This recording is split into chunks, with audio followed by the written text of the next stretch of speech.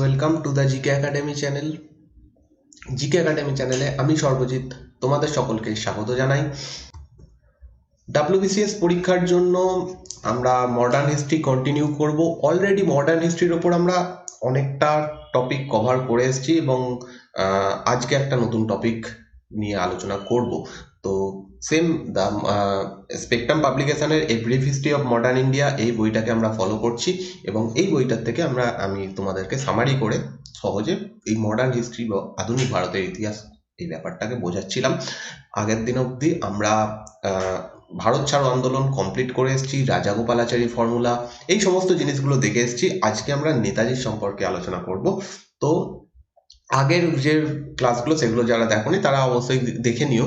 কোথায় পাবে তোমরা? প্লেলিস্টে পাবে, প্লেলিস্টে সমস্ত সাজানো রয়েছে। তোমরা যদি এই চ্যানেলের সঙ্গে যুক্ত থাকতে চাও, বিভিন্ন আইডি রয়েছে যেখানে তোমরা বিভিন্ন বেনিফিট পাবে। যেমন টেলিগ্রাম চ্যানেল রয়েছে, টেলিগ্রাম চ্যানেলে তোমরা ক্লাসের নোটিফিকেশন পাবে এবং এই পিডিএফ গুলো পেয়ে যাবে। যারা এই পিডিএফ গুলো চাইছো তোমরা এখানে পেয়ে যাবে। আর ফেসবুক পেজেও সেম ক্লাসের নোটিফিকেশন পেয়ে যাবে।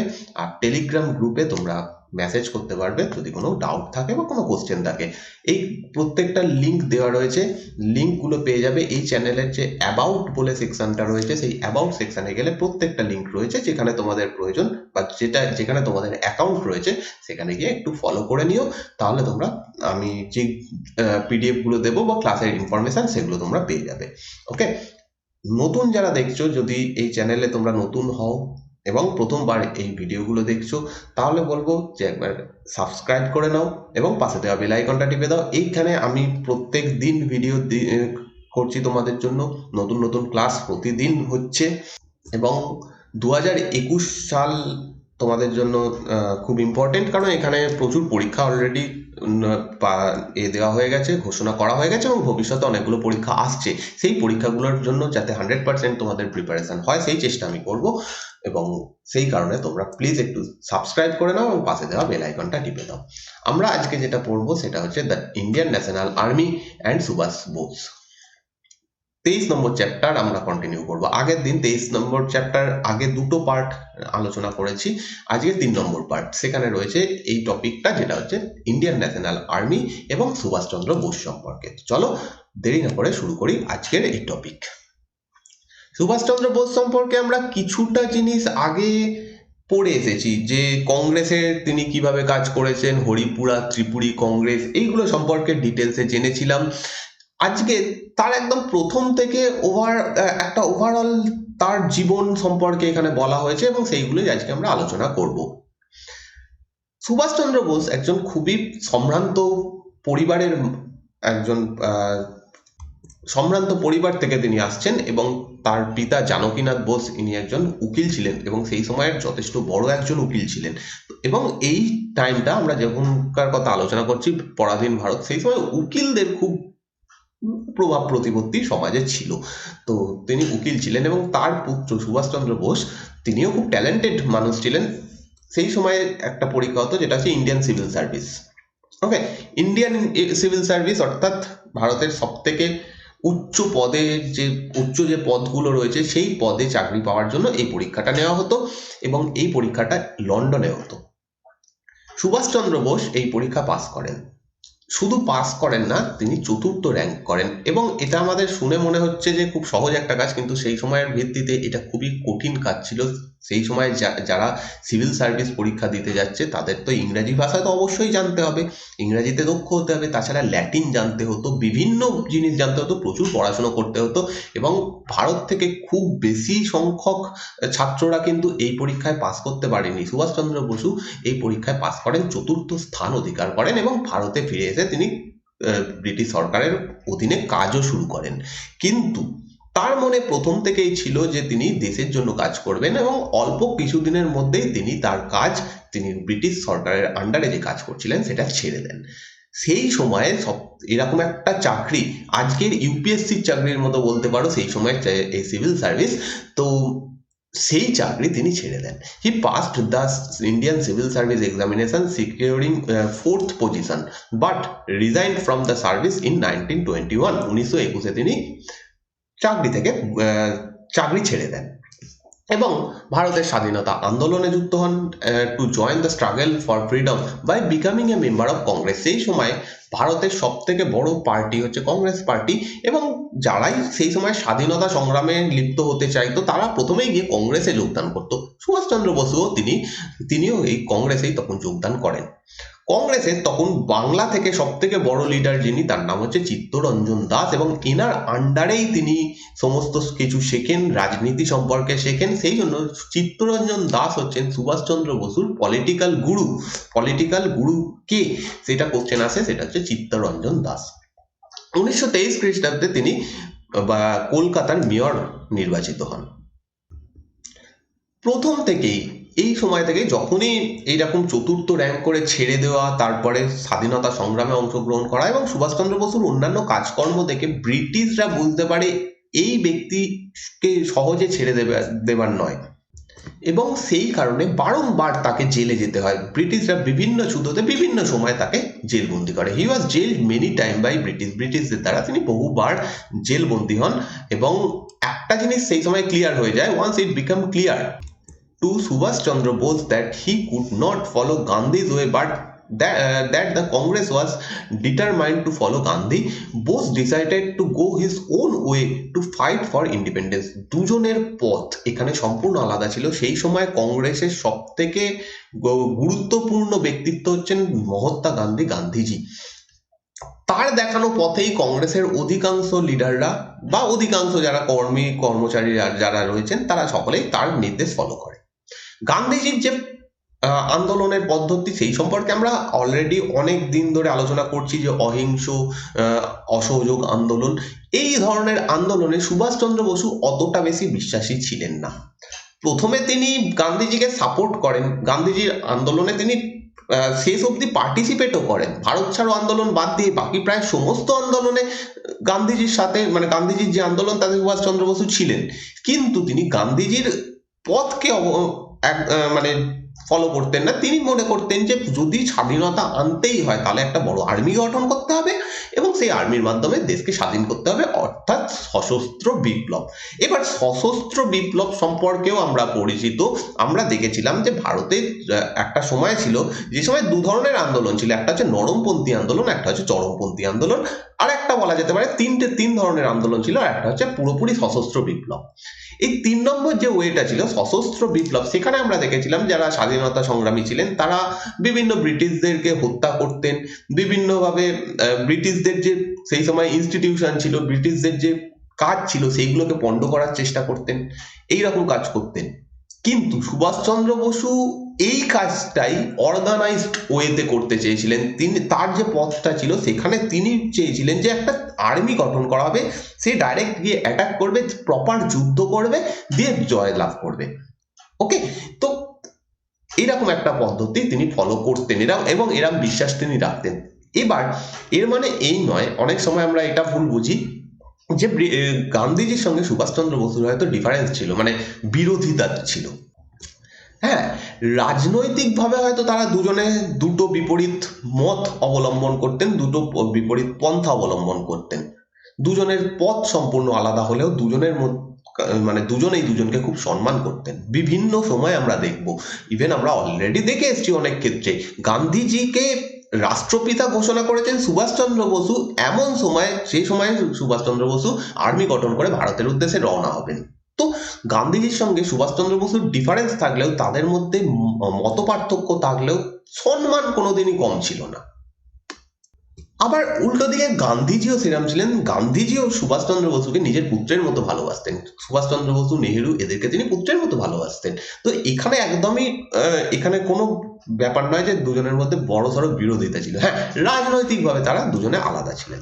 ইন মার্চ 1940, 1940 মার্চে Bose convened an anti-compromise conference at Ramgarh. It was a joint effort of the Forward Bloc and Kisan Sabha. 1940-এর কথায় মাঝখানের যে ঘটনাগুলো, অর্থাৎ কংগ্রেসে সুভাষচন্দ্র বসু কি করেছেন, দুটো সভায় সভাপতিত্ব করেন, দুটো অধিবেশনে তিনি প্রধান নির্বাচিত হন, এইগুলো আমরা আলোচনা করে নিয়েছি বলে আর এখানে বলা হয়নি, সোজা চলে যাওয়া হয়েছে 1940-এর মার্চ মাসে। এই সময় রামগড় বলে একটা জায়গা রয়েছে, এই রামগড়ে তিনি একটা মানে একটা কনফারেন্স করেন। এই কনফারেন্সে দুটো দল যোগদান করেছিল, একটা হচ্ছে ফরওয়ার্ড ব্লক যেটা সুভাষচন্দ্র বসু নিজে প্রতিষ্ঠা করেছিলেন, আর একটা হচ্ছে কিষাণ সভা। এরা দুজনেই, এই দুটো দলই সোশিয়ালিস্ট বা যেটা সোশ্যালিস্ট আইডিয়া এতে বিশ্বাসী ছিল। তো এরা এরকম একটা কনফারেন্স করে রামগড়ে, এবং এটার মেন উদ্দেশ্য হচ্ছে ব্রিটিশ বিরোধী এইটা ব্যাপারটা ছিল, ব্রিটিশদের বিরুদ্ধে কনফারেন্স এখানে হয়েছিল। এবং এই সভা থেকে সুভাষচন্দ্র বসু বলেন যে 6 এপ্রিল থেকে আমরা একটা বড়সড় স্ট্রাগল করব, একটা বড়সড় আন্দোলন করব, যে আন্দোলনে কি হবে, আমরা ব্রিটিশদেরকে কোনো রকম ভাবে সাহায্য করব না, না মানুষ দিয়ে, ম্যান মানি অ্যান্ড মেটেরিয়ালস মানে সেই সময়ে ব্রিটিশরা ভারতে যে এত বছর ধরে শাসন করেছে, প্রায় 200 বছর তারা রাজত্ব করেছে, এর পিছনে এই তিনটেই মেন ছিল। ভারতীয়রাই তাদেরকে সাহায্য করেছে। এখানে এরম নয় যে ব্রিটেন থেকে প্রচুর মানুষ এখানে এসে জবরদখল করে এখানে বসে গেছে, এরকম তো ছিল না। ভারতের মানুষকে দিয়েই তারা ভারতকে শাসন করত, তাদের মেন ক্ষমতাই ছিল ভারতের মানুষ। ওকে, তো সেই মানুষরা আর সাহায্য করবে না এই 6 এপ্রিল থেকে, এরকম ঘোষণা করেন সুভাষচন্দ্র বসু। অর্থাৎ আর্মিতে ভারতীয়রা থাকবে না, তারা ব্রিটিশ আর্মিতে থাকবে না, যে সরকারি চাকরিগুলো সেখানে ভারতীয়রা থাকবে না, তারা সকলে উইথড্র করবে। মানি, অর্থ দিয়ে সাহায্য করবে না, অর্থাৎ ট্যাক্স দেওয়া বন্ধ, বিভিন্নভাবে এই যে সমস্ত কাজগুলো করবে। মেটেরিয়াল মানে হচ্ছে সম্পদ, এই সমস্ত দিয়ে তারা সাহায্য করবে না। এইখান থেকে এটা কেন করছে, মানে সুভাষচন্দ্র বসু এটা ঘোষণা করার পেছনে কারণও বলেন যে যে অর্থ, যে সম্পদ এবং যে লোকবল দিয়ে তোমরা সাহায্য করছো ব্রিটিশদের, সেইটা অ্যাকচুয়ালি ইউজ হচ্ছে কি জন্য? সাম্রাজ্য বিস্তার করার জন্য। ব্রিটিশরা তাদের সাম্রাজ্য যেখানে যেখানে প্রতিষ্ঠা করে রেখেছে সেইগুলোকে বাঁচানোর উদ্দেশ্যে দ্বিতীয় বিশ্বযুদ্ধ করছে, এবং এই দ্বিতীয় বিশ্বযুদ্ধে তোমরা যদি সাহায্য করো তাহলে অ্যাকচুয়ালি কি হচ্ছে, ইম্পিরিয়ালিস্ট আইডিয়াকে তোমরা সাহায্য করছো, অর্থাৎ সাম্রাজ্যবাদী আইডিয়াকে তোমরা ফলো করছো। অতএব এইগুলো করা বন্ধ করতে হবে 6 এপ্রিল থেকে, এবং ভারতে এরকম বড় একটা আন্দোলন করা হবে, এরকম ঘোষণা করা হয়।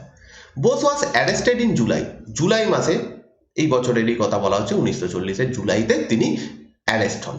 আবার তাকে অ্যারেস্ট করা হয় when he protested and tried to launch a satyagraha against a proposed monument for Holwell in Calcutta. হলওয়েলের কথা নিশ্চয়ই তোমাদের মনে আছে। হলওয়েল হচ্ছেন একজন ব্রিটিশ কর্মচারী ছিলেন। যখন পলাশির যুদ্ধ হয়েছিল তখন একটা ঘটনা হয়েছিল, যে ঘটনাটা হলওয়েলই প্রচার করেছিলেন, সেটা হচ্ছে ব্ল্যাক হোল, অন্ধকূপ হত্যা। ওকে, এই ঘটনাটা প্রচার করেছিলেন হালওয়েল, এবং এই হালওয়েলের নামে একটা মনুমেন্ট তৈরি করার কথা হচ্ছিল কলকাতাতে, এবং সেইটার বিরুদ্ধে তিনি সত্যাগ্রহ শুরু করেন, যে এনার সম্পর্কে এই ব্যক্তিটার এমন কিছু ভালো কাজ করেনি যে তার জন্য একটা এরকম মনুমেন্ট বানাতে হবে। এবং যখনই এরকম সত্যাগ্রহ তিনি করা শুরু করেন, তখনই কি করা হয়, সুভাষচন্দ্র বসুকে গ্রেপ্তার করা হয়।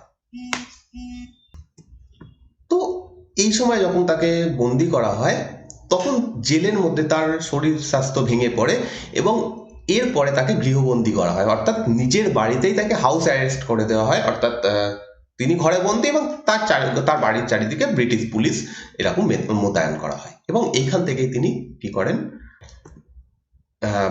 বাড়ি ছেড়ে, দেশ ছেড়ে পালিয়ে যান, এবং তার সেই বিখ্যাত জার্নি এখান থেকেই শুরু হয়। He was release from prison and placed under house arrest in December 1940। 1940-এর ডিসেম্বরে তাকে হাউস অ্যারেস্ট করে দেওয়া হয়, গৃহবন্দী বানানো হয়। এবং এরপরে কি হয়, 1941-এর জানুয়ারিতে it was reported that Bose had escaped. 1941-এর জানুয়ারিতে জানা যায় যে ব্রিটিশ পুলিশকে ধুলো দিয়ে, পুরো ব্রিটিশ সরকারকে ধুলো দিয়ে, চোখে ধুলো দিয়ে সুভাষচন্দ্র বোস দেশ ছেড়ে পালিয়ে গেছেন। On January 26, 1941, he reached Peshawar under the pseudonym Ziauddin. এই নামগুলো ইম্পর্টেন্ট, কি নামে তিনি, কোন ছদ্মনামে তিনি ভারত ছেড়ে বিভিন্ন জায়গায় গেছেন।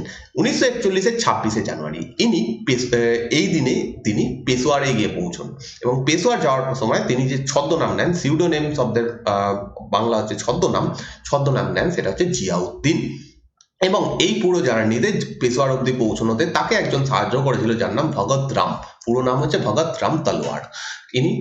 এনাকে হেল্প করেন। Later it was hard that he had left India to supplement from outside the struggle going on at home, অর্থাৎ তিনি এইটার জন্য গেছেন। এবার ব্রিটিশ সরকার চিন্তায় পড়ে যায়, কারণ সুভাষচন্দ্র বসু যে সে ব্যক্তি নয়, এবং ব্রিটিশরা এটা বহুদিন আগে বুঝে গেছিল যে সুভাষচন্দ্র বসু যে কোনো সময় যে কোনো কিছু করতে পারেন। এই সময় খোঁজ হতে শুরু করে যে কেন তিনি চলে গেলেন, এবং সেই সময় জানা যায় যে তিনি বাইরের সাহায্য নিয়ে ভেতরে যে অর্থাৎ ভারতের মধ্যে একটা আন্দোলন তিনি করতে চাইছেন, এবং তার মাধ্যমে তিনি ব্রিটিশদেরকে ভারত থেকে ছাড়াতে চাইছেন, অর্থাৎ ভারতকে স্বাধীন করতে চাইছেন।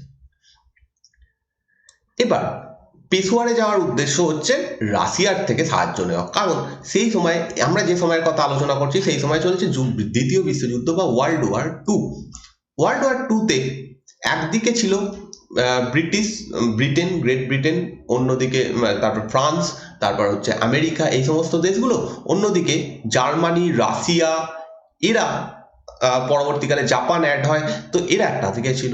অর্থাৎ ব্রিটিশদের যদি হারাতে হয় এই দলটার সাহায্য নিতে হবে।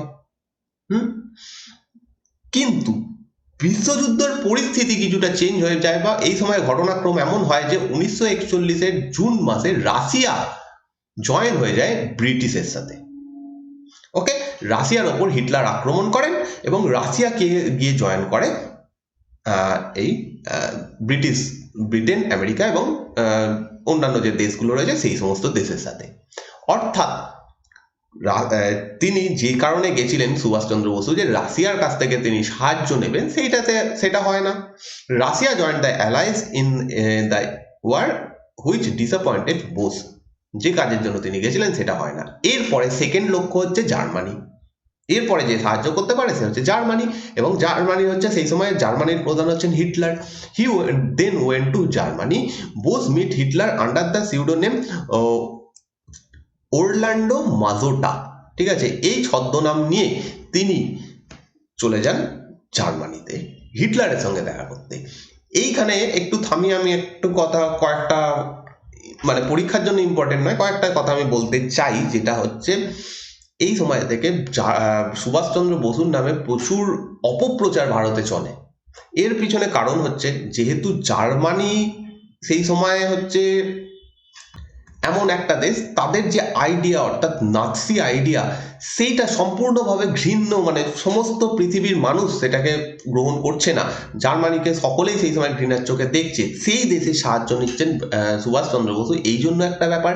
সেকেন্ড ব্যাপার হচ্ছে রাশিয়ার বিরুদ্ধে লড়াই। যদি জার্মানি সাহায্য নিয়ে ইংল্যান্ডকে অ্যাটাক করা হয়, তাহলে ইংল্যান্ড এর সহযোদ্ধা হচ্ছে রাশিয়া, অতএব রাশিয়ার বিরুদ্ধেও অ্যাটাক করা হলো।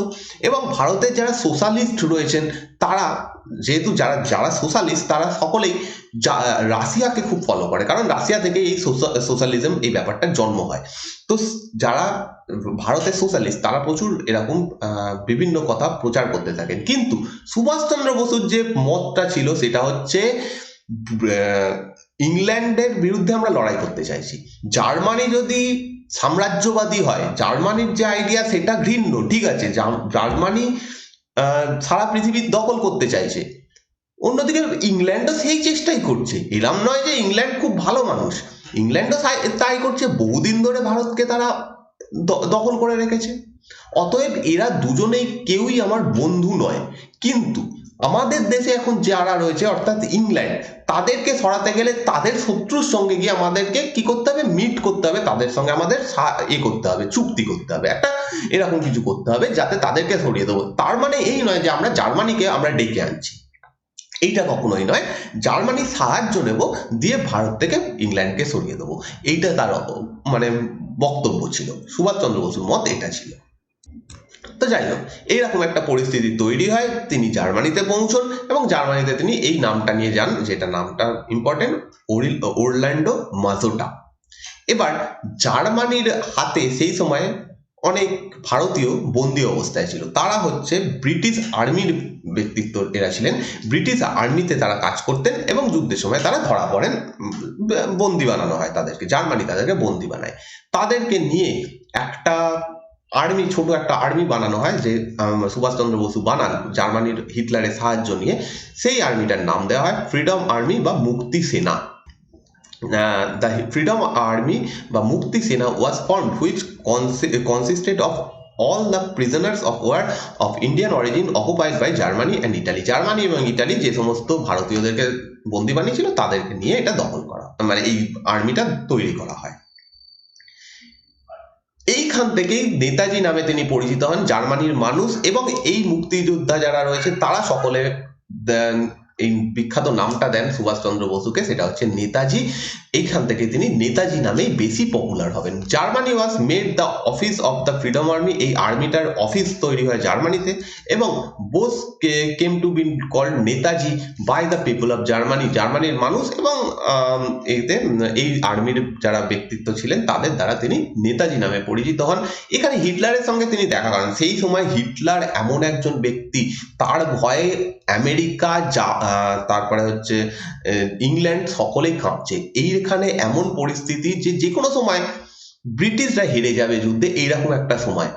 আর সেই অবস্থাতে জার্মানিতে গিয়ে হিটলারের সঙ্গে দেখা করে, তার সঙ্গে চোখে চোখ রেখে কথা বলে তার সঙ্গে চুক্তি করা, এটা যথেষ্ট একটা কঠিন কাজ ছিল এবং সেই রকম কাজ করে দেখিয়েছিলেন সুভাষচন্দ্র বসু, এবং এইভাবে এই মুক্তি সেনা তৈরি হয়।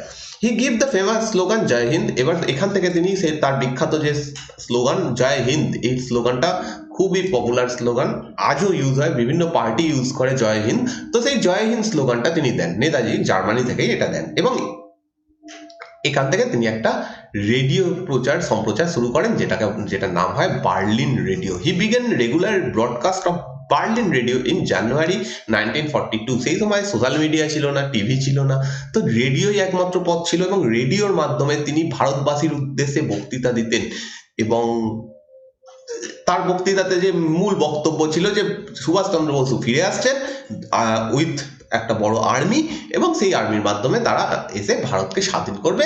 ভারতীয়দেরকে তিনি অনুপ্রাণিত করতে থাকেন, ভারতীয়দেরকে তিনি রেডি থাকতে বলেন যে যখনই আমরা গিয়ে ভারতে প্রবেশ করব তোমরাও অস্ত্র হাতে তুলে নেবে এবং ব্রিটিশদের বিরুদ্ধে লড়াই করবে। সুভাষচন্দ্র বসু ভালো করে জানতেন যে শুধুমাত্র জার্মানির সাহায্য নিয়ে বা পরবর্তীকালে জাপানের সাহায্য নিয়ে একটা আর্মি বানিয়ে পুরো ভারত দখল করা কোনোদিনই সম্ভব নয়। কারণ সেই সময় ব্রিটিশরা ভারতে যথেষ্ট শক্তিশালী, তার বিশাল বড় একটা আর্মি রয়েছে, ছোট একটা আর্মি দিয়ে কোনোদিন সম্ভব নয়। এটা সুভাষচন্দ্র বসু ভালো করে জানতেন, কিন্তু সুভাষচন্দ্র বসু অনেক দূরদর্শী একজন ব্যক্তি ছিলেন। তিনি এইটা বুঝেছিলেন যদি এইটা দেখানো যায় যে আমরা একটা আর্মি তৈরি করেছি, সেই আর্মিটা ভারতে প্রবেশ করেছে, তাহলে ভারতের মানুষ অস্ত্র তুলে নেবে এবং তারা ব্রিটিশদের বিরুদ্ধে লড়াই করবে। যে সমস্ত ভারতীয়রা ব্রিটেনের সৈন্যবাহিনীতে রয়েছে তারা অস্ত্র তুলে নেবে, অর্থাৎ তারা ব্রিটিশদের বিরুদ্ধে অস্ত্র তুলে নেবে ভারতের আর্মির জন্য, ভারতকে স্বাধীন করার জন্য। এবং এটাই হয়েছিল। আমরা ভবিষ্যতে এর পরে যেটা দেখব, হয়তো সুভাষচন্দ্র বসু পুরোপুরি তার কাজে সফল হতে পারেননি, যে তিনি পুরো দখল করেছেন সেটা করতে পারেননি, কিন্তু তার এই পথই পরবর্তীকালে তার যে মত ছিল বা তার যে আইডিয়া ছিল সেটাই পরবর্তীকালে ফলো হয়। আমরা দেখবো সেটা নৌ বিদ্রোহ বা এই সমস্ত যখন আইএনএ ট্রায়াল হয় তখন সুভাষচন্দ্র বসু যেটা ভেবেছিলেন অ্যাকচুয়ালি সেটাই হয়েছিল, এবং সেটাই একটা বড় কারণ ব্রিটিশদের ভারত থেকে ছেড়ে যাওয়ার। তো আমরা সেগুলো পরে জানবো। আবার আমরা এখানে ফিরে আসি। In early 1943 he left Germany. 1943-এ জার্মানি ত্যাগ করেন তিনি, and travelled by German and later by Japanese submarine to reach Japan and then Singapore in July in the same year. 1943-এর কথা বলা হচ্ছে। এই সময়ে সুভাষচন্দ্র বসু বুঝতে পারেন যে জার্মানি থেকে ভারতে আক্রমণ করা সম্ভব নয়, কারণ দূরত্ব অনেকটা বেশি। তার থেকে জাপান থেকে আক্রমণ করা সোজা। জাপানও সেই সময় ব্রিটিশদের বিরুদ্ধে লড়াই করছে, তো জাপানের সাহায্য নেওয়া দরকার এবং জার্মানির সহায়তায়, কারণ জার্মানি আর জাপান একত্রিতভাবে লড়াই করছে, তো জার্মানির সহায়তায় জাপানের তিনি গিয়ে পৌঁছন এবং জাপানে গিয়ে এরপরের ঘটনা কি হবে সেটা আমরা দেখব। He was to take over the command of the Indian independence movement from Rashbehari Bose. Rashbehari বসুর হাত থেকে তিনি ইন্ডিয়ান ন্যাশনাল আর্মি, এটার ইন্ডিয়ান ন্যাশনাল আর্মি বা সংক্ষেপে আইএনএ, এটাই সেই বিখ্যাত আইএনএ, সেই আইএনএর পাওয়ার তিনি তুলে নেবেন। এবার আমরা এই আইএনএ সম্পর্কে একটু জানবো। আইএনএ কিন্তু না রাসবিহারী বসু তৈরি করেছিলেন, না সুভাষচন্দ্র বসু তৈরি করেছিলেন। আমরা নর্মালি এটাই পড়ে আসি বা আমরা এটা মনে করি যে সুভাষচন্দ্র বসু এটা তৈরি করেছিলেন, বা অনেকে বলবে যে রাসবিহারী বসু এটা তৈরি করেছিলেন। অ্যাকচুয়ালি সেটা নয়, অন্য একজন ব্যক্তি এই আইএনএ তৈরি করেছিলেন, যার নাম ক্যাপ্টেন মোহন সিং। তো এই পুরো ফেজটা আমরা কি হয়েছিল সেটা একটু জানবো। প্রথমে এখানে বলা হচ্ছে the idea of creating an army out of Indian prisoner of war was originally that of Mohan Singh, an Indian army officer who had decided not to join the retiring British army in Malaya. আমরা যে সময়ের কথা বলছি সেই সময় এই মালয় অঞ্চলটা, Indonesia, এই সমস্ত অঞ্চলে ধীরে ধীরে জাপান কবজা করতে শুরু করেছে। ব্রিটিশরা এখানে হাঁটতে শুরু করেছে এবং প্রচুর ব্রিটিশ সৈন্যবাহিনী এখানে বন্দী হয় জাপানের হাতে। এই ব্রিটিশ সৈন্যবাহিনীতে একাধিক ভারতীয়রা ছিল এবং তাদেরকেও বন্দী বানানো হয়। এইরকমই একটা দলের প্রধান ছিলেন ক্যাপ্টেন মোহন সিং, এবং তিনি ঠিক করেন যে এরপরে তিনি আর ব্রিটিশ আর্মিতে জয়েন করবেন না, বরঞ্চ তিনি একটা আর্মি তৈরি করবেন যারা ব্রিটিশদের বিরুদ্ধে লড়াই করবে। তো সেইখান থেকেই এই আইএনএর যে সূত্রপাত সেটা হয়। ক্যাপ্টেন মোহন সিং এটাকে শুরু করেন। ওকে, এবং কাদেরকে নিয়ে? ইন্ডিয়ান প্রিজনার অফ ওয়ার মানে হচ্ছে যুদ্ধবন্দী যারা, ভারতীয় যুদ্ধবন্দী যারা, তাদেরকে নিয়ে। He decided to turn to Japanese help. যেহেতু তারা সকলেই জাপানের হাতে বন্দী, তারা গিয়ে ক্যাপ্টেন মোহন সিং গিয়ে জাপানিজদের বলেন, জাপানি প্রধানদের, যে আমরা এরকম ডিসিশন নিয়েছি, আমরা ভারতের স্বাধীনতার জন্য লড়াই করব, আমরা ব্রিটিশদের হয়ে লড়াই আর করব না। The Japanese had till then encourage Indian civilians to form anti British organisation. এবং জাপান বারে বারে চেষ্টা করে আসছে, এইটা নয় যে তারা এটা যখনই ক্যাপ্টেন মোহন সিং বলেন সঙ্গে সঙ্গে তারা মেনে নেয়। এর আগে থেকে জাপান চেষ্টা করে আসছে যে ভারতের মধ্যে কিভাবে ব্রিটিশ বিরোধী মনোভাবকে বাড়ানো যায়। এবং যখন মোহন সিং এই কথাটা বলেন জাপানিদের কাছে গিয়ে, তারাও দেখেন যে ভালো সুযোগ, এটাই আমরা চাইছিলাম, তো মোহন সিং এর কথা তারা মেনে নেয়। Mohan Singh ask for Indian prisoner of war, অর্থাৎ মোহন সিং গিয়ে কি করছেন, জাপানিদের কাছে গিয়ে তাদের হাতে যারা ভারতীয় বন্দী রয়েছেন তাদেরকে তুলে দেওয়ার কথা বলছেন মোহন সিং এর হাতে, যাতে একটা আর্মি তৈরি করা যায়। The Japanese handed over the Indian prisoner of war to Mohan Singh. তো জাপানিরা সেটাই খুশি হয়, তারা এটাই চেয়েছিল। মোহন সিং এর হাতে তারা কি করছে, জাপানের যারা যুদ্ধবন্দী ছিল, ভারতীয় যুদ্ধবন্দী, তাদেরকে তুলে দিচ্ছে। Who tried to recruit them into an Indian national army. তো এই সমস্ত যুদ্ধবন্দীদেরকে নিয়ে ক্যাপ্টেন মোহন সিং যে আর্মিটা তৈরি করেন সেটাই হচ্ছে ইন্ডিয়ান ন্যাশনাল আর্মি, বা সংক্ষেপে INA। After the fall of Singapore, এরপরে কি হয়, সিঙ্গাপুর জায়গাটাও জাপান দখল করে নেয়। সেভারাল POW, অর্থাৎ POW হচ্ছে প্রিজনার অফ ওয়ার, যুদ্ধবন্দী, were ready to join Mohan Singh. যখন এইটা হয়, আমরা আগে একটা সময় আলোচনা করেছি, আগের ভিডিওতে বা তার আগের ক্লাসে হয়তো আলোচনা করেছি, যে এই সময় সিঙ্গাপুর যখন জাপান দখল করে নেয়, এখানে যারা সৈন্য ছিল, ব্রিটিশ আর্মি ছিল, তাদের দুরকম ব্যবস্থা নেওয়া হয়েছিল। যে সমস্তরা আর্মির যে সমস্ত মেম্বাররা ইউরোপীয় ছিল, ব্রিটিশ ছিল বিশেষত, তাদেরকে ভালোভাবে কিভাবে বাঁচিয়ে নিয়ে ফেরত আনা যায় সেই চেষ্টা করে ব্রিটেন। অন্যদিকে ভারতীয়রা কিভাবে দেশে ফিরবে সেই রকম কোনো চেষ্টা করা হয় না। তারা যেরকম খুশি তাদেরকে ছেড়ে দেওয়া হয়, তারা বাঁচলে বাঁচবে, না হলে যা খুশি হবে। এই জিনিসটাও ভারতীয়দের মনে একটা বড় সড় প্রভাব ফেলেছিল। এই সময় প্রচুর ভারতীয় কি করে, মোহন সিং এর কথাতে এই যে আর্মিটা তৈরি হয়েছে INA, তাতে জয়েন হওয়ার জন্য রেডি হয়ে যায়। By the end of 1942, 40,000 man were ready to join the INA। তো 1942-এর একদম শেষ সময়ে এসে আমরা দেখতে পাচ্ছি যে 40,000 ভারতীয় এই INA-তে জয়েন হয়ে যাচ্ছে, এবং যথেষ্ট বড় একটা সৈন্য দল এই সময় তৈরি হয়ে যাচ্ছে। 40,000 কম নয়, একটা বড় সৈন্য দল এই সময় তৈরি হচ্ছে। It was intended that the INA would go into action only on the invitation of the Indian National Congress and the people of India. তখনও পর্যন্ত সুভাষচন্দ্র বসু ভারতে আসেননি, তখনও পর্যন্ত ক্যাপ্টেন মোহন সিং বা INA জানে না যে সুভাষচন্দ্র বসু দেশ ছেড়ে চলে গেছেন। মানে তারা তো বন্দী ছিল, তারা জানেন না যে সুভাষচন্দ্র বসু সেম একটা কাজ করার চেষ্টা করছেন, তিনিও একটা আর্মি বানানোর চেষ্টা করছেন, এই সমস্ত তারা জানে না। তারা ঠিক করে কি, যখনই ন্যাশনাল কংগ্রেস আমাদেরকে বলবে যে তোমরা লড়াই করো ভারতের হয়ে, ভারতকে স্বাধীন করার জন্য, আমরা ভারতে এসে লড়াই করব, বা ভারতের মানুষ যদি চায় যে তোমরা যে এই আর্মিটা এসে লড়াই করে স্বাধীনতা আনবে, তাহলেই তারা লড়াই করবে। এরকম তারা একটা ডিসিশন নেয়। এবং এইটা আরো জোরালো হয় যখন কুইট ইন্ডিয়া মুভমেন্ট বা ভারত ছাড়ো আন্দোলন ভারতে শুরু হয়। ভারত ছাড়ো আন্দোলন যখন ভারতে শুরু হয় তখন আইএনএর যারা সৈন্যবাহিনী এবং ক্যাপ্টেন মোহন সিং তার নেতৃত্বে সকলে উৎসাহিত হয় যে আমরাও জয়েন হব, আমরাও এই আন্দোলনে জয়েন হব, আমরা কি করব, অস্ত্র তুলে নেব, আমরাও স্বাধীনতার চেষ্টা করব। In September 1942, the first division of INA was formed with 16,300 men.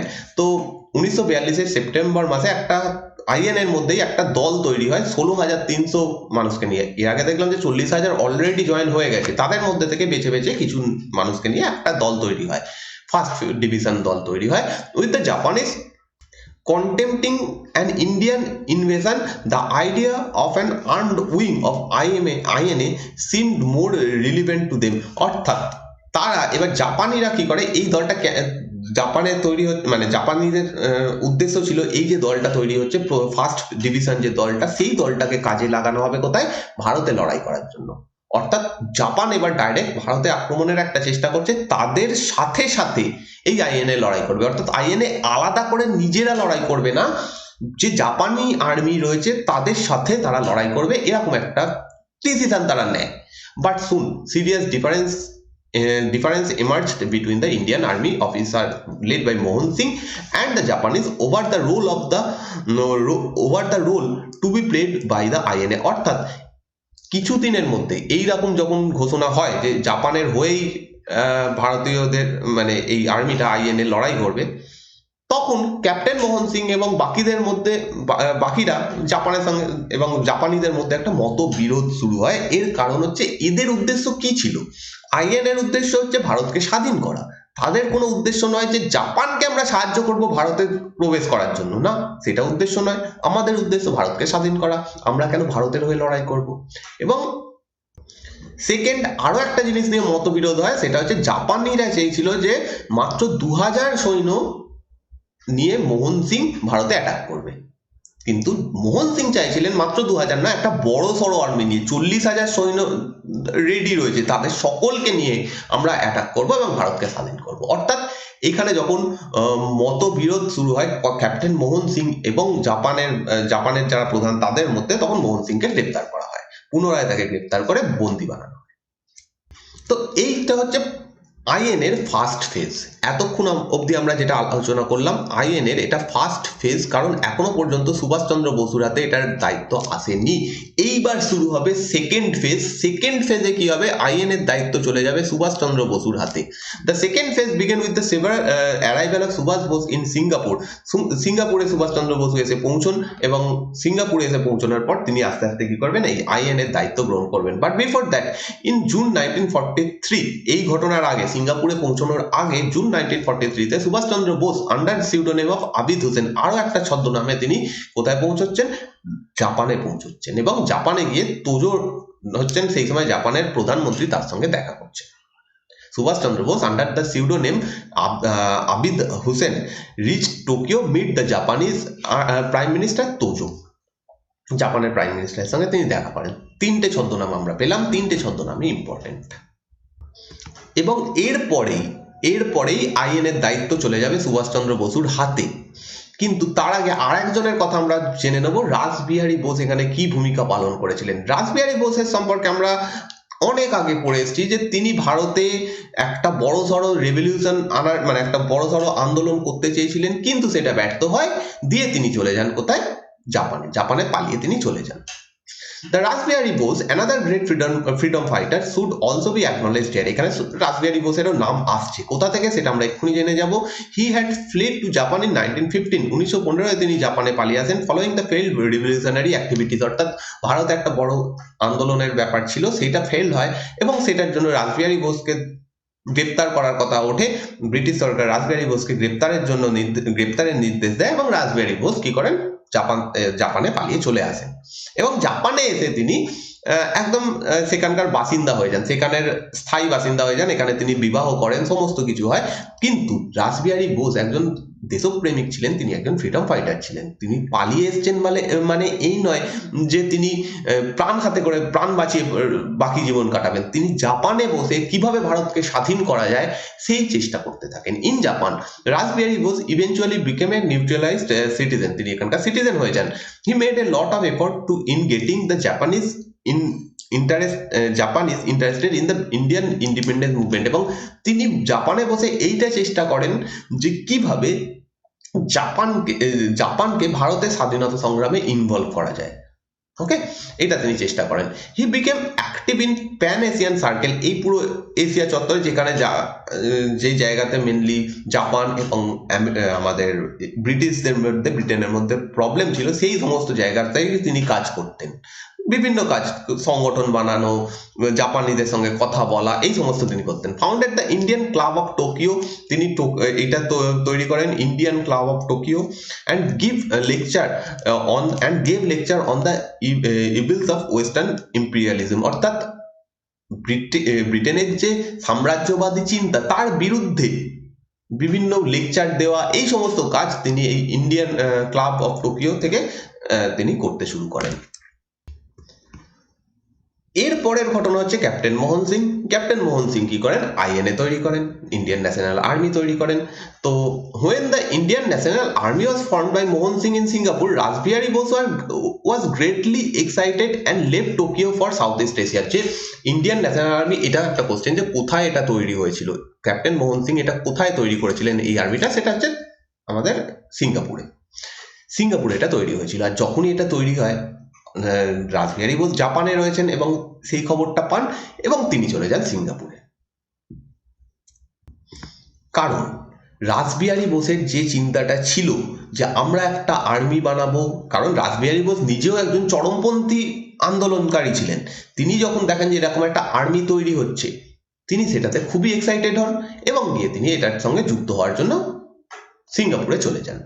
It was at a conference in Bangkok that it was decided to place the INA under Indian Independence League, whose chairman would be Rasbihari Bose himself. Bangkok এই জায়গাটা তখন কি হয়েছে, জাপানিজরা দখল করে নিয়েছে। আগে এটা ইংল্যান্ডের হাতে ছিল, কিন্তু সেটা দখল করে নিয়েছে জাপানিজরা, এবং রাসবিহারী বোস এখানে গিয়ে পৌঁছন এবং আইএনএর সঙ্গে রাসবিহারী বোসের একটা চুক্তি হয়। অলরেডি রাসবিহারী বোস একটা আর্মি তৈরি করে নিয়েছেন, যেটা হচ্ছে Indian independence league, IIL, Indian independence league. এটার সঙ্গে আইএনএ কে মার্চ করে দেওয়া হয়। আইএনএ এবং Indian independence League by Rashbehari Bose, এই দুটোকে মার্চ করা হয় এবং ইন্ডিয়ান ইন্ডিপেন্ডেন্স লিগের চেয়ারম্যান প্রধান ছিলেন রাসবিহারী বোস, এবং এই সম্মিলিত যে বাহিনীটা সেটারও প্রধান হন কে? রাসবিহারী বোস।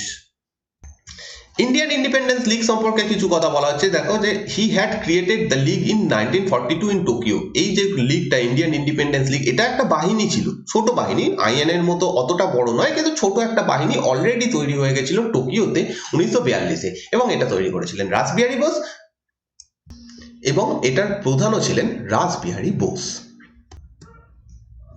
এরপরের ঘটনা, সুভাষচন্দ্র বসু এসে পৌঁছন জাপানে।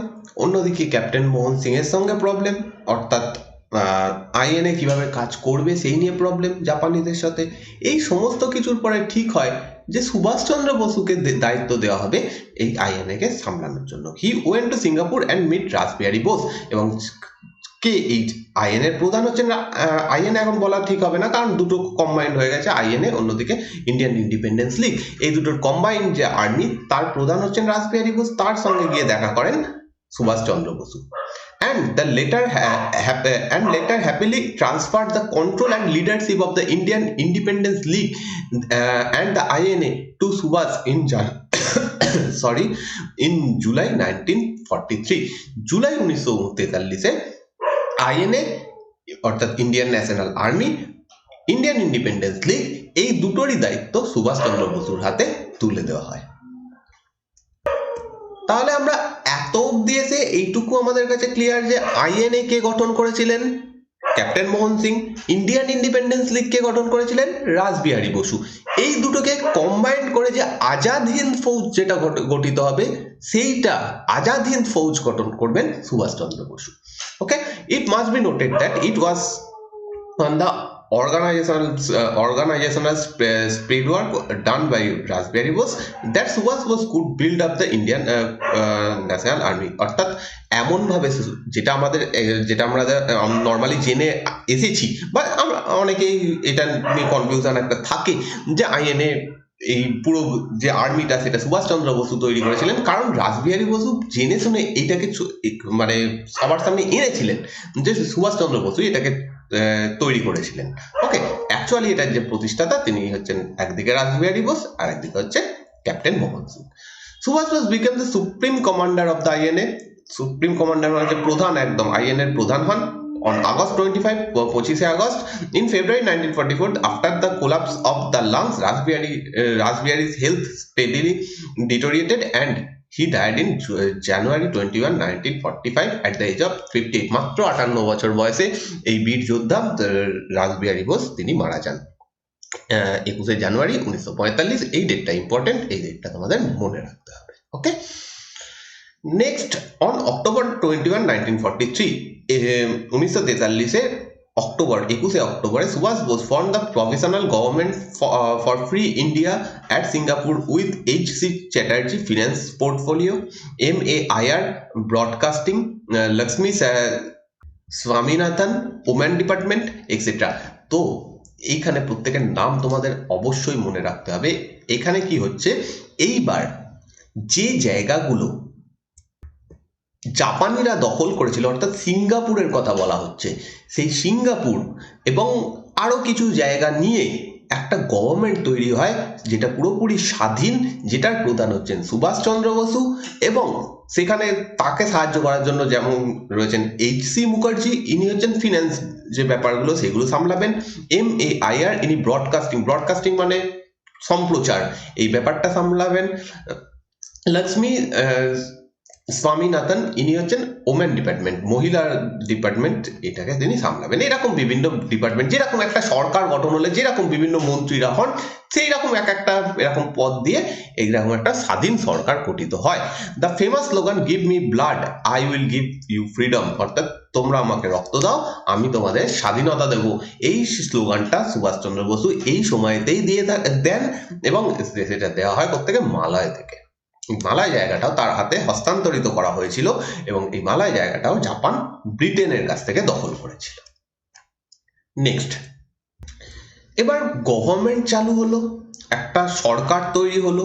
সরকার হলেই হবে না, তাকে সাপোর্ট করতে হবে, বিভিন্ন দেশ তাকে সাপোর্ট করে। আর সেই দেশগুলোর মধ্যে প্রধানত বুঝতেই পারছো যারা ব্রিটেনের বিরুদ্ধে লড়াই করছিল, আমেরিকার বিরুদ্ধে লড়াই করছিল, তারাই তাকে সাপোর্ট করে। এই সরকারকে পুরোপুরি তারা সমর্থন জানায় যে এটা একটা স্বাধীন সরকার, এরা এবার নিজেদের ডিসিশন নিজেরা নিতে পারবে, এরা নিজেরা চাইলে যে কোনো কারোর সঙ্গে যুদ্ধ ঘোষণা, শান্তি স্থাপন ইত্যাদি ইত্যাদি করতে পারবে, যেরকম করে একটা স্বাধীন দেশ করে থাকে, স্বাধীন সরকার একটা যেরকম ভাবে করে থাকে। এবং এই যে আর্মিটা যেটা তৈরি হয়েছে আজাদ হিন্দ ফৌজ এটার নাম, তো সেই আজাদ হিন্দ ফৌজ এবার লড়াই ঘোষণা করে অ্যাক্সিস পাওয়ারের বিরুদ্ধে, অর্থাৎ এই যে দলটাতে ব্রিটেন আমেরিকা এরা রয়েছে সেই দলটার বিরুদ্ধে এরা লড়াই ঘোষণা করে দেয়। সুভাষচন্দ্র বসুর মেন উদ্দেশ্য এটাই ছিল, ব্রিটেনের সঙ্গে লড়াই করা, আর সেটাই তিনি ঘোষণা করেন।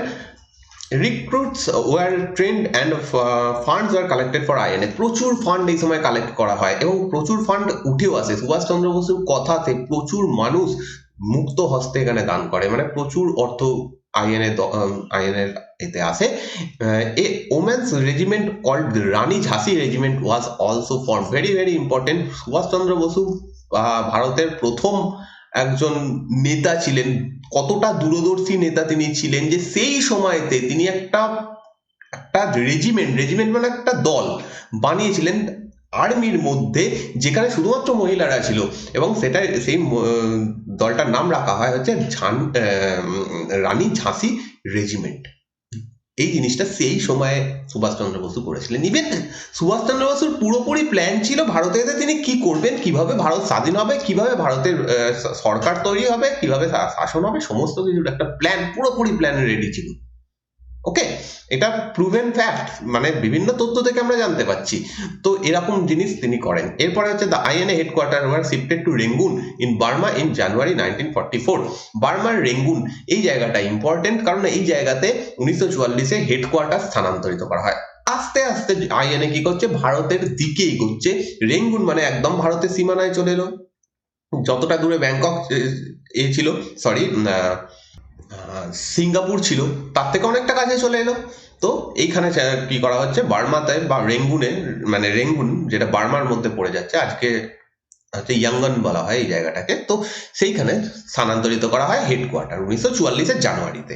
এবং এখান থেকেই সুভাষচন্দ্র বসু একটা বিখ্যাত ডায়লগ, মানে একটা বিখ্যাত স্লোগান দেন, যেটা হচ্ছে চলো দিল্লি, অর্থাৎ দিল্লি চলো। Okay, On November 6, 1943, 1943 6 November, Andaman and Nicobar island was given by the Japanese army to the INA. Andaman Nicobar দ্বীপপুঞ্জ, এই দুটো জায়গা আইএনএর হাতে স্থানান্তরিত করে কে, জাপান সরকার। কারণ জাপান এই জায়গাগুলো দখল করে নিয়েছিল। তাই ব্রিটেনের কাছ থেকে কতগুলো জায়গা জাপান দখল করেছিল, জাপান এই সময় কতটা স্পিডে এগোচ্ছিল, যদি না তাদের উপর পরমাণু হামলা হতো, তাহলে হয়তো এই সময় জাপান মানে আমেরিকা বা এর অবস্থা খারাপ হয়ে যেত। কিন্তু প্রবলেমটা সেখানেই হয় যখন হয়, কি বলে, পরমাণু হামলা হয়। যাই হোক, আন্দামান এবং নিকোবর দ্বীপপুঞ্জ এই দুটো জায়গা দিয়ে দেওয়া হয় আইএনএ কে, সুভাষচন্দ্র বসুর হাতে দেওয়া হয়, এবং সুভাষচন্দ্র বসু এই দুটোর নাম চেঞ্জ করে রাখেন শহীদ দ্বীপ এবং স্বরাজ দ্বীপ। এই দুটো নাম বর্তমানে দুটো দ্বীপকে দেওয়া হয়েছে। বর্তমান সরকার, নরেন্দ্র মোদী গভর্নমেন্ট কি করেছে, এরকম দুটো জায়গার নাম দিয়েছে। আন্দামান নিকোবর দ্বীপপুঞ্জে দুটো দ্বীপের নাম দেওয়া হয়েছে, শহীদ দ্বীপ এবং স্বরাজ দ্বীপ এখন। তো সেই নামটা কে দিয়েছিলেন, প্রথম দিয়েছিলেন হচ্ছে 6 নভেম্বর 1943-এ। এই দিনে ট্রান্সফার করার পরে সুভাষচন্দ্র বসু আন্দামানের এবং নিকোবর এই দুটোর নাম চেঞ্জ করেন।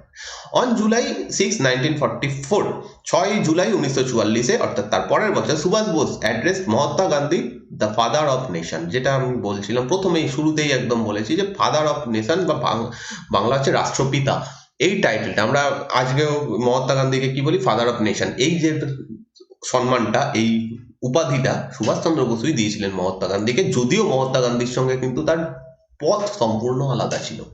ইভেন এই আর্মিটা, আজাদ হিন্দ ফৌজ যখন ভারতের উদ্দেশ্যে রওনা হয়, তার আগে তিনি সুভাষচন্দ্র বসু এর কাছ থেকে, মহাত্মা গান্ধীর কাছ থেকে পারমিশন নিয়েছিলেন। অর্থাৎ তিনি বলেছিলেন, যদি মহাত্মা গান্ধীর কাছ থেকে আমরা পারমিশন নিচ্ছি যে আমরা ভারতের স্বাধীনতার জন্য অ্যাটাক করতে চলেছি। ওকে, আর from the Azad Hind radio, অর্থাৎ এই যে টাইটেলটা দেওয়া হয় সেটা কোথা থেকে দেওয়া হয়, আজাদ হিন্দ রেডিওর মাধ্যমে। আজাদ হিন্দ রেডিও বলে একটা রেডিও স্টেশন সুভাষচন্দ্র বসু তৈরি করেন, এবং এই উপাধিটা মহাত্মা গান্ধীকে দেওয়া হয়। The first person to call Gandhi father of nation, Subhash Chandra বসুই হচ্ছেন প্রথম ব্যক্তি যিনি মহাত্মা গান্ধীকে রাষ্ট্রপিতা বলেন। He asked for Gandhi's blessing for India's last war of independence. এই যে লড়াইটা এবার হতে চলেছে, সুভাষচন্দ্র বসু যে অ্যাটাকটা করবেন, সেই অ্যাটাকটাকে সুভাষচন্দ্র বসু বলেন India's last war of independence, বা স্বাধীনতা সংগ্রামের শেষ যুদ্ধ। কারণ সুভাষচন্দ্র বসু বলেছিলেন এই যুদ্ধের মাধ্যমেই আমরা ভারত দখল করে নেব, আমরা ভারতকে স্বাধীন করে দেবো, যেটা হয়েও ছিল। আমরা এরপরে যখন পড়বো এর পরের ঘটনাগুলো, তখন দেখবো যে সুভাষচন্দ্র বসুর যেটা একটু আগে বলেছিলাম প্রথমে, যে তার যে ওয়েটা ছিল, তার যে পরিকল্পনা ছিল, সেটা সঠিকভাবে কার্যকর হয়। যদিও সুভাষচন্দ্র বসু সশরীরে এখানে উপস্থিত ছিলেন না, কিন্তু তার যে প্ল্যান ছিল সেই অনুযায়ী সমস্ত কাজই হবে।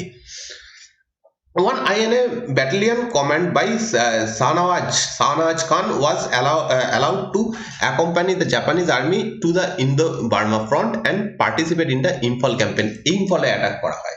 ইম্ফলে যে অ্যাটাকটা হয় সেখানে নেতৃত্ব দেন একজন বিখ্যাত ব্যক্তি যার নাম শাহনওয়াজ খান। ইনি আইএনএর একজন ফ্রন্ট লিডার ছিলেন, প্রথম শ্রেণীর নেতা ছিলেন, এবং ইনি অ্যাটাকটা করেন। ওকে, তো এখান থেকে অ্যাটাক হয় দ্য আজাদ হিন্দ ফৌজ। এবার থেকে এই আর্মিটার নাম হয়ে গেছে আজাদ হিন্দ ফৌজ, কারণ সুভাষচন্দ্র বসু যখন এটা চার্জ নিয়েছেন, তখন থেকে এটার নাম চেঞ্জ হয়ে যায়। নাম চেঞ্জ হয়েছে Azad Hind Fauj. The Azad Hind Fauj cross the Burma border and stood on Indian soil on March 18, 1944। Very very important date. এই দিনে প্রথমবার ভারতের সব থেকে বড় আর্মি আজ এই সময়কার আজাদ হিন্দ ফৌজ ভারতের মাটিতে পদার্পণ করে, এবং কোন জায়গাতে করছে? ইম্ফল, কোহিমা, এই দুটো জায়গায় দখল করা হবে। The INA unit subsequently advanced up Kohima and Imphal on 14 April. 14 April পরের মাসের ঘটনা এটা, 1944-এর 14 এপ্রিল। এই ডেটগুলো প্রত্যেকটা পরপর ইম্পর্টেন্ট। তো 14 এপ্রিল কি হচ্ছে, এখানে জাতীয় পতাকা তোলা হচ্ছে, জাতীয় পতাকা উত্তোলন করা হচ্ছে, কারণ কোহিমা এবং ইম্ফল এই দুটো জায়গা দখল করে নিচ্ছে আইএনএ বা আজাদ হিন্দ ফৌজ, এবং এখানে 14 এপ্রিল পতাকা উত্তোলন করা হচ্ছে। Colonel Malik of the Bahadur group hoisted INA flag for the first time on the Indian mainland at Moirang in Manipur. এই জায়গাটার নাম অনেকবার পরীক্ষায় প্রশ্ন এসছে, তো এটা মনে রাখবে। ময়রাং এই জায়গাটা হচ্ছে মণিপুরে, আজকে মণিপুরে পড়ে যাচ্ছে। এই জায়গাতে আজাদ হিন্দ ফৌজের যে পতাকা সেটা প্রথমবার উত্তোলন করা হয় 14 এপ্রিল 1944 সালে। এক্স্যাক্টলি এই জায়গাতে ময়রাং বলে যে জায়গাটা, এখানে আজকে আইএনএ মেমোরিয়াল কমপ্লেক্স রয়েছে। আইএনএর স্মরণে একটা কমপ্লেক্স এখানে তৈরি করা হয়েছে। তো এবং এখানে বিভিন্ন স্লোগান দেওয়া হয়, জয় হিন্দ স্লোগান, যেটা নেতাজি দিয়েছিলেন আগে, এবং নেতাজি জিন্দাবাদ, এরকম স্লোগান দেওয়া হয়। এর পরের ঘটনা হচ্ছে আইএনএর কপালে যে দুর্ভাগ্যটা নেমে আসে, সেটা হচ্ছে কয়েকটা এখানে প্রবলেম ছিল। প্রথম হচ্ছে জাপানের ওপর অ্যাটাক। জাপানের ওপর আমেরিকা যুক্তরাষ্ট্র কি করে, দুটো বোমা করে, লিটল বয় আর ফ্যাট ম্যান, অর্থাৎ দুটো পারমাণবিক বোমা, যার ফলে দুটো শহর হিরোশিমা এবং নাগাসাকি সম্পূর্ণভাবে ধ্বংস হয়, এবং এটার পরে জাপান সারেন্ডার করে দেয়। এটা একটা কারণ। অন্যদিকে এবার জাপান যদি সারেন্ডার করে যায়, আইএনএর কাছে অর্থ রয়েছে, সবই রয়েছে, কিন্তু তাকে অস্ত্র এই সমস্ত দিয়ে কে সহায়তা করবে? সেটা জাপানই করছে, এতদিন অবধি জাপান করে আসছে। এবার যখনই তারা সারেন্ডার করে দেয়, তাদের অস্ত্র দেওয়া বন্ধ হয়ে যায়, আইএনএ বাহিনীর এখানে অস্ত্রহীন হয়ে পড়ে প্রায়, মানে তাদের হাতে রসদ কমে যেতে থাকে। এবং সেকেন্ড ব্যাপার বলা হয় যে সময় এটা অ্যাটাকটা করা হচ্ছে, জুলাই আগস্ট এইরকম টাইমটাতে, এই টাইমে এই জায়গাতে প্রচুর বৃষ্টিপাত হয়, এখনো হয়, তোমরা জানো। তো এই বৃষ্টিটাও, মানে এত বৃষ্টি, এত এইরকম বন্ধুর পরিবেশ, সেটাও আইএনএ মানিয়ে নিতে পারেনি, যার ফলে তারা মানে ছাড়খাড় হয়ে যায়, মানে ছড়িয়ে ছিটিয়ে যায়, যার ফলে তাদেরকেও কি করতে হয়, সারেন্ডার করতে হয় জাপানের সাথে সাথে। The INA meet the same fate as Japan, and all brigades began their withdrawal on July 18, 1944. 18 July 1944 একে একে জাপানের সাথে সাথে আইএনএও কি করে, দেয়, সারেন্ডার ঘোষণা করে। The steady Japanese retreat thereafter quenched any hopes of the INA liberating the nation. The retreat continued till May 1944. ঠিক আছে, এত অব্দি ইম্পর্টেন্ট, যেটা আমরা এখানে মার্ক করে নিয়েছি। August 15, 1945, the surrender of Japan. 15 August 1945 এই দিন জাপান সারেন্ডার করে দেয়। ওকে, জুলাইতে সারেন্ডার করছে, মানে একে একে সকলে সারেন্ডার করছে অফিসিয়ালি। জাপান 15 আগস্ট 1945 সারেন্ডার করে। ওকে, এটা আগেই যুদ্ধ প্রায় শেষ হয়ে গেছিল, এবং 15 আগস্টে পুরোপুরি সারেন্ডার অফিসিয়ালি করা হয়। The surrender of Japan in the second world war took place and with the INA also surrender, এবং তার সাথে সাথে এই দিনে আইএনএও অফিসিয়ালি সারেন্ডার করে। 18 আগস্ট 1945 এই দিনটা প্রচার করা হয় যে সুভাষচন্দ্র বসু তাইপেইতে মারা গেছেন প্লেন দুর্ঘটনায়। যদিও এটা সত্য ঘটনা নয় বলেই অধিকাংশ ঐতিহাসিকরা মানেন, আবার অনেকে বলেন যে এটাই সত্যি ঘটনা, এটাই হয়েছিল, কিন্তু আমরা ভারতবাসীরা বা অনেকেই, প্রায় বলতে পারো অধিকাংশ ভারতবাসী মানে না যে সুভাষচন্দ্র বসু এত সহজে 18 আগস্ট 1945 মারা গেছেন, কারণ এখানে অনেক তথ্য রয়েছে, সেইটার ডিটেলসে গেলে অনেক কিছু বেরিয়ে আসবে, তো আমাদের সেটা উদ্দেশ্য নয় জানা। কিন্তু মোটামুটি এই দিনটাতে মনে করা হয় যে সুভাষচন্দ্র বসু মারা গেছেন, কিন্তু এটা পরীক্ষায় আসবে না, কারণ কোনোদিনই এটাকে মান্যতা দেওয়া আজ অব্দি হয়নি, এর কোনো প্রমাণ এখনো পর্যন্ত পাওয়া যায়নি। তো যাই হোক, এরপরের যে ঘটনা সেটা আমরা আইএনএ ট্রায়ালে দেখব যে কি হয়েছিল। আইএনএর যারা সৈন্যবাহিনী তাদেরকে গ্রেপ্তার করা হয় এবং তাদের একটা ট্রায়াল, মানে তাদের বিচার পর্ব শুরু হয়, সেই ঘটনাটা আমরা পরে দেখব। আজকের যে টপিক সেটা এখানে শেষ হলো, এবং এর সাথে সাথে আমরা যে পুরো এই চ্যাপ্টারের অনেকটা বড় অংশ কমপ্লিট করে ফেললাম। তোমরা যদি আগের যে ক্লাসগুলো আমি নিয়েছি মডার্ন হিস্ট্রির উপরে যদি না দেখে থাকো, তাহলে এই চ্যানেলের প্লে লিস্টে যাবে, প্লে লিস্টে গিয়ে তোমরা পেয়ে যাবে মডার্ন হিস্ট্রির উপরে একটা প্লে লিস্ট, যেখানে 54টা ভিডিও এখানে দেখতে পাচ্ছ। তার ছাড়াও আরো অনেকগুলো অ্যাড হয়ে গেছে এর মধ্যে। তো অনেকগুলো ক্লাস আমি শুধু মডার্ন হিস্ট্রির ওপরেই করেছি এবং খুব ডিটেলসে প্রত্যেকটা ক্লাস তোমাদেরকে বুঝিয়েছি, একদম প্রথম থেকে আজকে একদম প্রায় শেষ মুহূর্তে চলে এসেছি আমরা মডার্ন হিস্ট্রিতে। তো আমরা ডিটেলসে আলোচনা করেছি। যদি তোমরা নতুন হও, যারা দেখোনি বা যারা এখনো মনে করছো যে ক্লাসগুলো ইম্পর্টেন্ট কিনা, অনেকেই রয়েছে যে দেখোনি, পুরো পুরো প্লেলিস্ট দেখোনি, তোমরা পুরোটা দেখো, নিজেদের মতো নোটস বানাও, পিডিএফ ডাউনলোড করে নাও। সমস্ত পিডিএফ দেওয়া রয়েছে, তোমাদের প্রিপারেশন 100% হবে, এটা গ্যারেন্টি। কারণ এর বাইরে থেকে পরীক্ষায় আর কি প্রশ্ন আসবে, সবই এখানে ডিটেলস আলোচনা করা হয়েছে। এই বইটা খুব ইম্পর্টেন্ট একটা বই, এটা আইএস পরীক্ষা, ইউপিএসসি পরীক্ষার জন্য ইউজ করা হয় এখন। সব থেকে পপুলার মডার্ন হিস্ট্রির বই এটাই। তো এত অবধি বলার পরে আমি যেটা ফাইনালি বলতে চাইছি সেটা হচ্ছে, মডার্ন হিস্ট্রি আমি কিছুদিনের জন্য স্টপ রাখছি। বাকি যেটুকু অংশ রয়েছে, এখনো অনেকটাই পার্ট রয়েছে, ভারতের স্বাধীনতা অবধি অনেকটা অংশ রয়েছে, তারপরে হচ্ছে স্বাধীনতার পরবর্তী কিছু ইতিহাস, সমস্ত কিছু আমি এখন কিছুদিনের জন্য স্টপ রাখছি, কারণ এনসিয়েন্ট হিস্ট্রি কিছুটা এগিয়ে নিয়ে যেতে চাইছি। তো এনসিয়েন্ট হিস্ট্রির ভিডিও আমি পরপর কয়েকটা ক্লাস আমি দেবো, এবং তারপরে আস্তে আস্তে মডার্ন হিস্ট্রিও শেষ করে দেবো। তো এই অবধি আমরা আলোচনা করে নিলাম সুভাষচন্দ্র বসু অবধি। নেক্সট মডার্ন হিস্ট্রিতে আমরা আইএনএ ট্রায়াল বা আইএনএর বিচার পর্ব দেখব। তোমরা যারা নতুন দেখছো, পুরো ভিডিও দেখার পরে যদি তোমাদের ভালো লাগে এই ক্লাসটা, অবশ্যই লাইক করে দিও, এবং নতুন যারা দেখছো তারা সাবস্ক্রাইব করে পাশে দেওয়া বেল আইকনটা অবশ্যই টিপে দাও। তাহলে তোমরা নতুন নতুন যে ক্লাসগুলো আমি দিতে থাকবো সেগুলো তোমরা পেতে থাকবে, এবং এই চ্যানেলের সঙ্গে যুক্ত থাকো, যাতে ভবিষ্যতে তোমাদের প্রিপারেশন সঠিকভাবে হয়, এবং সেই চেষ্টা আমি সবসময় করতে থাকবো। এবং তোমরাও প্লিজ একটু সাপোর্ট করো, লাইক করো, কমেন্ট করো, এবং বন্ধুদের মধ্যে এই চ্যানেলটা একটু শেয়ার করো। তো দেখা হচ্ছে নেক্সট ক্লাসে। Thank you for watching this video.